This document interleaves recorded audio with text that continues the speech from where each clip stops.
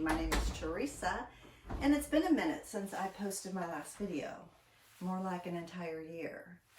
Where we left off last year was finishing the interior of the shed, and I was about to move in and get my gardening season going, and things just got busy and I never picked up a camera again. So I thought maybe we'd catch up where we left off and bring you along on my gardening journey this year. And so let's have a seat and have a chat and catch up. So last year went something like this. After Doug finished up the interior of the shed, he moved on to doing the irrigation and all the garden beds, which was quite a huge project. At the time we had 31 beds, and it was a lot of infrastructure to put in for that. So while he was busy doing that, I was busy with life in general, as well as starting all my seeds for the garden. And then when I finally got around to giving him plans for my workbench and kind of an idea of what I wanted, then he built that.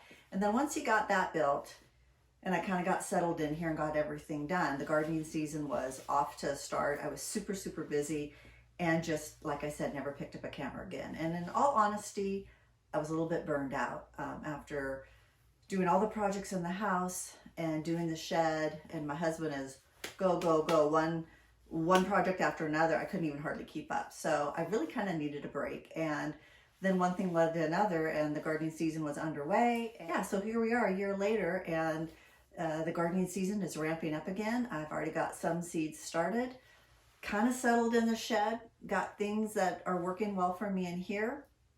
And I thought, why not pick up where I left off last year now that I've got one season under my belt and I'm feeling a little bit more comfortable with the size of a garden, and bring you along on that journey. But I thought today I'd start off with, since where we left off was the shed, we'd start off with the shed, give you a little tour of that. It's not exactly the way we'd probably want it to be for a tour, but if I wait for that, it's probably never going to happen. So I'm going to go ahead and get started, and then we can move on to some gardening projects in the next few videos. So we'll start with the workbench, and this is something my husband built for me after I showed him some examples from Pinterest and gave him some ideas of how I wanted it to work for me. And so he whipped this up. Most of it's reclaimed lumber. Well, actually all of it's reclaimed lumber, except the store. It's still reclaimed, but we bought it at Habitat for Humanity. So we went, when we were in the process of building this workbench, we went to the home store, and a sheet of like plywood was $83.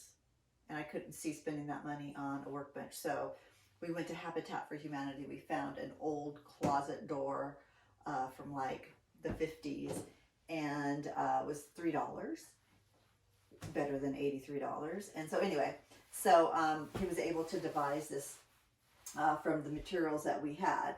Just a couple of shelves to be able to get everything on it that I use handy. I have a basket of gloves, a basket of clamps that I use on my beds, holding down some of my frost cloth. And I've got some of my drip irrigation stuff handy here.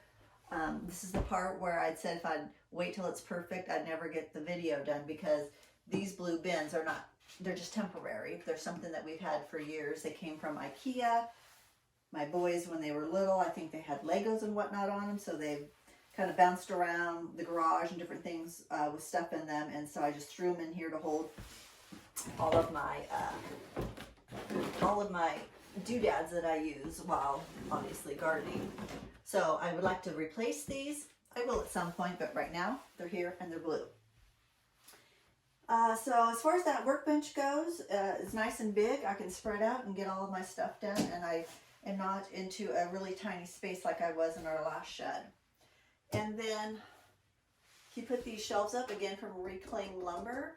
And I bought these brackets, which are really super cool, from IKEA. Not IKEA, from Amazon. And then once I got that shelf up and the other things up, I was able to bring all of my baskets and gardening things out here. This is really cool. I got this, it looks like it's from a cabinet, an old cabinet. It has a little knob and a little keyhole here. When I was thrifting with my sister, and I didn't know what I'd use it for, but I thought it was cool. And so when I was putting everything together, I already had this sign that said Secret Garden, and I thought that would look really cool together. So I was able to put that together there, and I was really pleased with that. And let's see, my husband made this for me years ago, and so I thought that would work good in here. I just hang this little Longaberger basket on it with all my clips. And then this little tray, we call him Roger. We call him Roger because he was a well-used cart. It's some kind of industrial place, and it was black, and it was scratched up and had paint all over it. It was well used, and got it at, oh, you can see, look at, I still have the tape on the wheels from when we painted it, which was just last week. Anyway, so I wanted to obviously paint it because it didn't look very good. And when we flipped it upside down, there's a name that is written on the bottom here that says Rogers. So if you ever worked in an office or someplace and sometimes your things go missing, a lot of times people put their name on things. And so apparently this was Roger's tray, and now I call it Roger. So at any rate, we got it all painted up. It looks really good. Got it at Habitat for Humanity for only $15. And just some extra space for me to put my tools that I use while I'm gardening. Okay, so that's Roger. That's my workbench. And let's flip around and look at the other part of the shed. So as we make our way around the shed, there's a lot of decor and baskets and things on the walls and whatnot. And I didn't go out and purchase any of that to decorate the shed. These are things that I've accumulated over the years, things I've used in my old garden, my old shed, or in the house, and they've just migrated out here because, you know, they can serve a purpose out here that I can use them. And so, you know, there might be a few things that I purchased when I was antiquing and thrifting with my sister, kind of like that frame I just showed you. But yeah, I'll always pick up something if it's cute and will work out here. So this shelf we've had for years. It was in our kids' rooms. It was in the garage. It was in our workout room.